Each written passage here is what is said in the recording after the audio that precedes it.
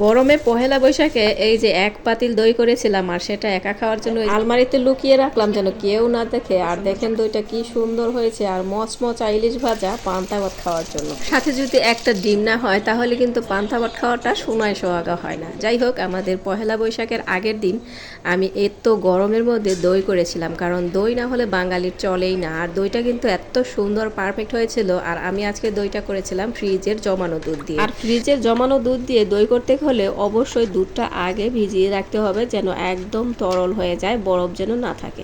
এরপর দুধটা আমি খুব ভালো করে জাল করে নিয়েছি, আর 1/3 ভাগ দুধ আমি কমিয়ে নিয়েছি। কমিয়ে নেওয়ার পরে এখানে আমি দুধটা ভালো করে ঠান্ডা করে নিয়েছি। আর এখানে কিন্তু চিনি মিশিয়েছি, আমরা সেমাইতে যেরকম মিষ্টি খাই ঠিক ওরকমটা চিনি আমি দিয়েছি। দেওয়ার পরে দুধটা একটু ঠান্ডা হওয়ার পরে যখন আমার আঙুল সইছিল তখন আমি দইটা দিয়েছি, যে বীজ দইটা। আর বীজ দইটা অবশ্যই পানি ঝরায় নিতে হবে, না হলে কিন্তু পানসে হয়ে যাবে। আবার দেখেন যখন আমার দইটা মিশানো হয়ে গেছে তারপরে কিন্তু আবার একটু সেকে নিয়েছি, যেই পাতিলে সেট করব সেই পাতিলে একবারে সেকে তারপরে দিয়ে দিয়েছি। তারপর সুন্দর একটা কাগজ দিয়ে উপরে তারপরে একটা রাবার দিয়ে আমি পেঁচিয়ে আলমারিতে রেখে দিচ্ছি। আর সেখানে আমি আগে থেকে সুন্দর করে কম্বল সেট করে রেখেছিলাম।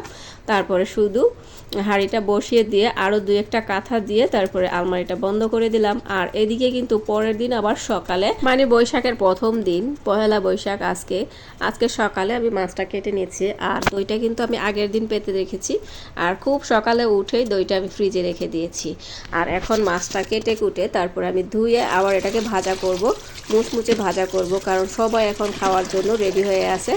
আর এগুলো আমার সব কিছু 8টার আগে রেডি করতে হবে, সেজন্য সবার আগেই উঠেছি আমি। আর রাতেও কিন্তু একটু বেশি করে ভাত রান্না করেছিলাম আর পানি দিয়ে রেখেছি, আর ভাতটাও কিন্তু রেডি আছে। আর সরষের তেল দিয়ে কিন্তু ইলিশ মাছটা আমি ভেজে নিচ্ছি। সরষের তেল দিয়ে ইলিশ মাছটা ভাজা করলে কিন্তু এটার মধ্যে সুন্দর অন্য একটা স্মেল আসে। সুন্দর মচমচা করে ভেজে নিব, সাথে আরও কয়েকটা ভর্তা করব, চাপা শুটকির ভর্তা, আর থাকবে ইলিশ মাছের শুটকি ভর্তা, যেটাকে আমরা নোনার ইলিশ বলি।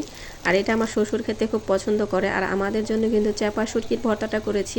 যাই হোক, এদিকে আমার পান্তা ভাত খাওয়ার জন্য মচমচো করে ইলিশ মাছটা ভাজা হয়ে গেছে। আর এদিকে কিন্তু আলু সিদ্ধ দিয়েছি, কারণ পান্তা ভাতে যদি আলু ভর্তা না হয় তাহলে কিন্তু টেস্ট হয় না। যত মাখা মাখা হবে ভর্তাটা তত মানে ভাতটা অতটা টেস্ট লাগবে। আর এখানে চাপা শুটকির ভর্তাটা করতেছিলাম আমি, এখানে হচ্ছে গিয়ে পেঁয়াজ আর রসুন ভাজা করেছি, তারপর দিয়ে দিলাম শুটকিটা। এখন আমার পেঁয়াজ মরিচ সম্পূর্ণ ভাজা হয়ে গেছে। আর কিছু মরিচ ভাজা করে নিব, কারণ মরিচটা দিয়ে আমরা খাবো, তারপর হচ্ছে গিয়ে পান্তা ভাতের সাথে খাবো, তারপরে ভর্তাতেও দিব, তাই জন্য একটু বেশি করে মরিচ ভাজা করে নিয়েছি। আর মরিচ ভাজার সময় একটু সাবধানে থাকবেন অবশ্যই, দেখেন আমার সাথে একটু অ্যাক্সিডেন্ট হয়ে গেছে। যাই হোক, মরিচটা আমি ভাজা করে নিচ্ছি। আর এখন নোনার ইলিশের শুটকির ভর্তাটা করব, সেই জন্য একটু বেশি করে পেঁয়াজ দিয়েছি, বেশি করে পেঁয়াজ দিয়ে এখন ভাজা করে নিচ্ছি। আর এই তো নোনার ইলিশটা সুন্দর করে কেটে নিব, তারপর পানিতে ভিজিয়ে রাখবো যেন লবণটা সরে যায়। তারপরে সরে যাওয়ার পরে এটাকে কেটে আবার টুকরো টুকরো করে ভালো করে দিয়ে একটা ওয়াশ করে নেব, সাথে যদি একটু গরম পানি দিয়ে ওয়াশ করে নেন তাও ভালো। তো হলুদ মরিচ লবণ আর শুটকিটা দিয়ে কিন্তু আমি ভর্তাটা করে নিয়েছি। আর এখন বাটা ভর্তাটা করব, যে চাপা শুটকিটা ভেজে রেখেছিলাম সেটা করব। তো এখনই তো আমার বাটাও শেষ হয়ে গেছে। আমি একটু তাড়াহুড়া করতেছিলাম, কারণ সবাই খাওয়ার জন্য রেডি হয়ে আছে, আমি কখন রেডি করব তারপরে তারা খেতে বসবে। আর এখানে আলু ভর্তাটাও করে নেব। আলু ভর্তাটা করে নেওয়ার পরে যে আর বাকিগুলো আছে সেগুলো সব কিছু রেডি করতে হবে। আলু ভর্তাটা করার পরে এখন তাদের পরিবেশনের পালা। আমি একটু আলু ভর্তাটাও বেড়ে নিয়েছি, সাথে একটা ডিম ভাজা করছি, আর হচ্ছে শুটকি ভর্তাটাও বেড়ে নিয়েছি একটা বাটির মধ্যে। যেহেতু আমার সব কিছু একা হাতেই করতে হয়, তো সেজন্য একটা একটা করে স্টেপ স্টেপ করে সব কিছু করতেছিলাম। আর তাড়াহুড়া শিখে গেছি, কারণ আমি একা একা করেছি, আগে থেকেই করতেছি বা করছি, এটা আমি আগে থেকে মানে করতে করতে একদম অভ্যাস হয়ে গেছে। ফাইনালি সবার খাওয়া শেষ, বাড়িতে যারা আমার শ্বশুর আছিল আর হাজব্যান্ড আছিল আর সবার কিন্তু খাওয়া শেষ। এখন আমার মেয়েরা আছে, ওরা কিন্তু পান্তা ভাত পছন্দ করে না, তো আজকে আমি এত সুন্দর করে একটু মাখা করে দিব, যেরকম আমার নানু মাখা করে দিয়েছিল। তারপর থেকে কিন্তু আমার পান্তা ভাতটা পছন্দ, তো এরকম করে আমি ওদের কাছে মেখে দিই। পান্তা ভাত খাওয়ার রুচিটা কিন্তু এই মাখার মধ্যে সব কিছু। আপনি যদি এরকম সুন্দর করে মেখে দেন তাহলে যে কেউ পান্তা ভাত খেয়ে বলবে যে না অনেক টেস্টি হয়েছে। আর এরকম করে মাখা যদি না দেন তাহলে যে আস্তে আস্তে ভাত থাকবে, তাহলে কিন্তু আর সেটা মজা লাগবে না। আমার মাখা দেখে আবার কিছু কেউ বলেন না, কারণ এরকম করে না মাখলে ভাতটা অতটা মজা লাগে না। সব কিছু মেখে যখন একসাথে মিক্সড করে একটা ডলা দিবেন, সেই মজার একটা মানে ফ্লেভার বের হবে। আর হচ্ছে গিয়ে যে ইলিশ মাছটাও কিন্তু সব কিছু মাখার পরে ইলিশ মাছটা নিয়ে নিলাম, জাস্ট এরকম করে দেখলেই আপনার খেতে ইচ্ছে করবে। যাই হোক, আমার মেয়েকে দিলাম 1 প্লেট, তারপর দেওয়ার পরে আমারটা আমি আমার মেখে তারপরে খাচ্ছি, কারণ ভাই গরম আসছে, গরমের মধ্যে যদি এরকম সকাল সকাল 1 প্লেট পান্তা ভাত খান তাহলে তাহলে আপনার সারাটা দিন শান্তিতে যাবে। আর আমি পান্তা ভাত একটু পানি পছন্দ করি, সেজন্য একটু পানি নিয়ে নিলাম, সাথে একটু মুড়ি, তাহলে কিন্তু একদম অস্থির লাগবে।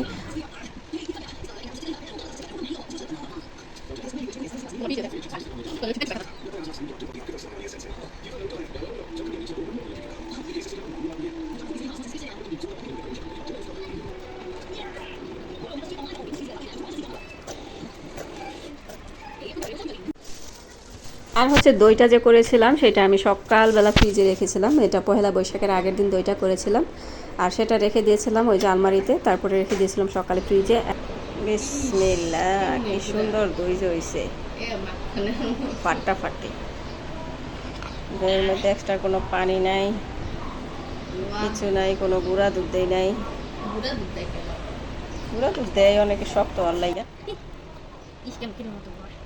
দেখলেন তো দইটা কি পরিমাণ পারফেক্ট হয়েছে, না কোনো পানি কেটেছে, না কোনো মানে একটু লেটকা লেটকা আছে, একদম কি পরিমাণ একদম একদম চাকা চাকা যে হয়েছে, আর খেতে যে কি পরিমাণ মজা হয়েছে কি আর বলবো। আর দইটা আমি কিভাবে করেছি সেটা কিন্তু ভিডিওর প্রথম পর্যায়ে বলে দিয়েছি, অবশ্যই এইভাবে করলে দইটা আপনারও পারফেক্ট হবে।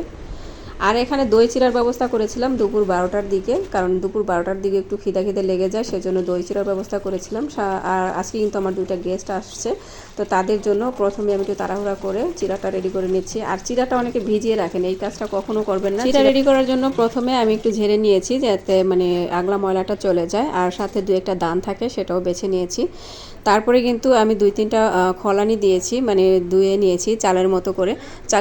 2-3টা ধোয়া দেওয়ার পরে একটু চেলে নিলেই হয়, মানে একটু চালের মধ্যে রেখে দিলে পানিটা ঝরে গেলে রেখে দিলে কিন্তু চিরাটা একদম সুন্দর মুলাম হয়ে যায়। আর যদি পানিতে ভিজিয়ে রাখেন তাহলে একদম লেটকা ফেটকা হয়ে কি একটা অবস্থা হবে।